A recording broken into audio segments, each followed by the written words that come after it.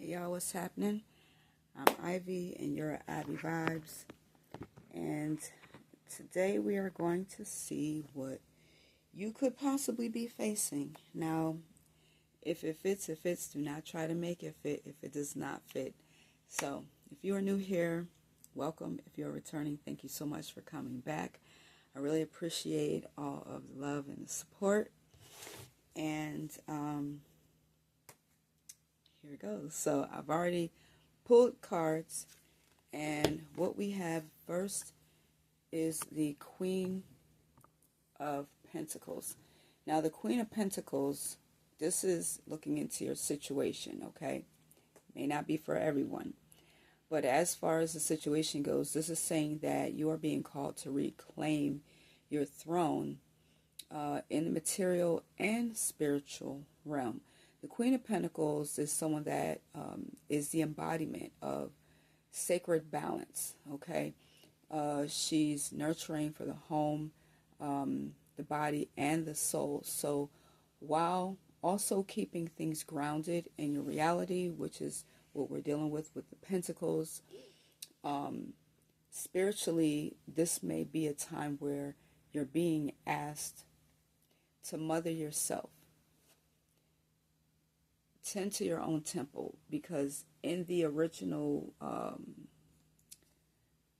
Rider-Waite deck, the Queen of Pentacles is sitting on her throne, but she's cradling the pentacle as though it were a child, almost.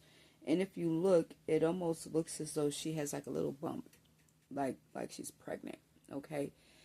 So she's a motherly figure. So this is, at this time, again, spiritually, it may be asking you, where do you need to mother yourself?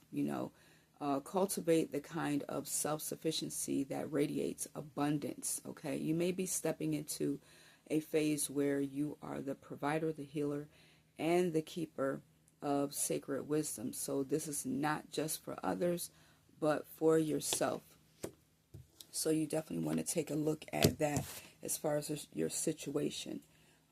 Whatever it is that you're going through, if you have a lot of stress on you, if you've been overcompensating, doing a lot of things for other people, you may be finding it hard, again, because it's the situation, you may be finding it hard to focus on yourself and to tend to your needs, because you're doing so much nurturing for other people. So your challenge, okay, is the Five of Swords. And so there's a spiritual battle that is going on here, the ego versus the soul. The Five of Swords suggests that there's some kind of conflict. There could be mind games going on, or hollow victories. You could be doing a lot just for the sake of doing a lot, just to be able to say that you have one-upped somebody. It may indicate situations where you've had to walk away, or others have walked away from you, possibly leaving behind tension or regret. So the deeper challenge is whether you can release the need to win and instead choosing peace over pride, because sometimes winning isn't everything. Our peace means more to me. Peace means more than winning. I don't have to win every battle, and then you also need to choose your battles as well. It's like you can win the battle but lose the war. But if you want to win the war, you shouldn't have a problem with losing a battle. So here, with the Star card, this is the lesson that we have that you need to apply to yourself, okay? This is a beautiful card of hope, healing, and divine realignment. Spirit may be reminding you that after every Tower moment, because this comes after the Tower card, that there comes renewal, okay? You see she's surrounded by water. The Star says that your soul is being washed clean, that your heart is learning to trust again, and that you are being guided by something higher, a divine blueprint blueprint, if I can speak, a divine blueprint that is written in the stars. So the lesson, is understanding that healing is not a weakness and vulnerability is sacred, and faith is actually, your medicine. So this is about being authentically seen by spirit, and still feeling chosen. You're not your past battles. You are the light that outlasted them. Okay? So just remember that you are the light that outlasted them. And so we have here now the Empress card. And this is what we want to look at along with the Eight of Swords for your advice.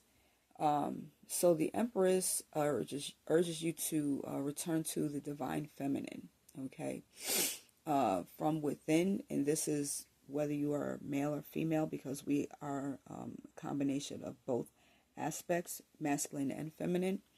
The one who creates, receives, nurtures, and births new worlds. So you want to tap into that energy. This says that you are already enough. Instead of pushing open, instead of doubting, you want to create. There's abundance that's trying to pour into your life, but it needs space to land. Okay? So embody your power, not by doing more, but by being your fullness.